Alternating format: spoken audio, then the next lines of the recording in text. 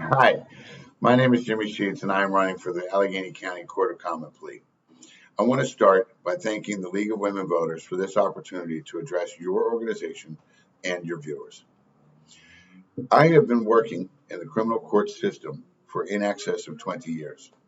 In 2000, I started at the Allegheny County Public Defender's Office and spent 5 years representing the criminally accused at preliminary hearings, formal arraignments, pretrial conferences, and ultimately at trial. I have done hundreds, if not thousands, of non-jury trials and scores of jury trials. In 2005, I started my own practice where I continued to represent the criminally accused, both privately and court-appointed. I think it's important that people know when someone's running for judge that they have experience in the courtroom, that they have tried cases both to judges and to juries, and I have done that on hundreds and thousands of occasions. I've also argued bond for thousands of people.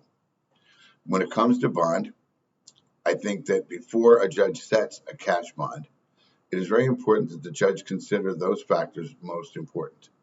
Whether or not the person is an imminent threat to the community, the person's prior criminal record, the charges that are in front of the judge at that moment, and the person's willingness to show up or not show up for court. Through pretrial services, justice-related services, we have ample opportunity to avoid setting cash bonds, and those opportunities ought to be taken whenever possible. But if in the event a cash bond must be set, if elected to the Court of Common Pleas, I would set one.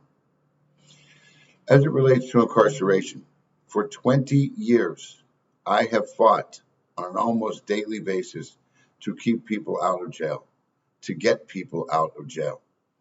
The means through which I have done that is relationships with law enforcement, victims advocacy groups, different rehabilitative organizations, with the district attorney's office, and with law enforcement. It's through forming these relationships that I have been able to help people avoid incarceration. A lot of times the work has been done by my client, preemptively taking rehabilitative steps that a judge would consider when deciding whether or not to incarcerate someone or not. Quite frankly, if elected to the bench, I would do the same thing. At every opportunity, if given the chance of incarcerating someone or diverting them, I would choose to divert them.